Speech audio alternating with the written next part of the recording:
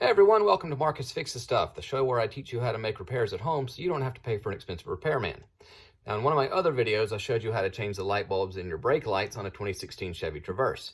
Then I started thinking, what if it's not the light bulbs? A lot of times it can be the fuse. So in this video, I'm going to show you where the fuse box is, which fuse to pull, and how to replace it. Let's get started. As you can see, I've already got the hood popped on the 2016 Chevy Traverse, and right over here on the left side of the car is the fuse box. Now, it's got three little push locks that you have to push in to get them unlocked. Now, I've already pried these up so that we can just pull this thing off. So here's the fuse box without the cover on it, and you're going, well, which fuse is it? There's so many of them.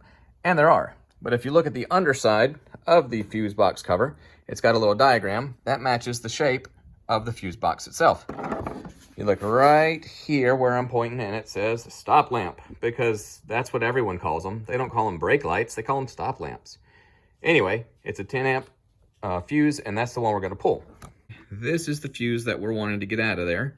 How do you can't get anything in there, and I didn't bring any pliers with me, but this car comes with one of these. Squeeze it, pull it out, and it's a little alligator that bites onto those fuses and pulls them out.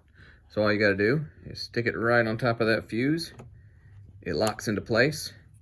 Grab it this way, not pinchy because you'll let go. So grab it this way, pulls that fuse right out of there. If we sit this thing down, we will see that this fuse is in fact burnt out. You can see, I don't know if you can see it on here or not, but there's little dark spots where this fuse is burnt out. You can kind of see that upside down V right in the middle of the red. That should be completely connected, and it's not. So we're gonna have to get a new fuse and put it back in its spot. All right, here's the new fuse still in the little alligator mouth, which is just a fuse puller. We're gonna use it as a fuse placer. We're gonna hold it on the sides again so we're not squeezing it so it doesn't fall out.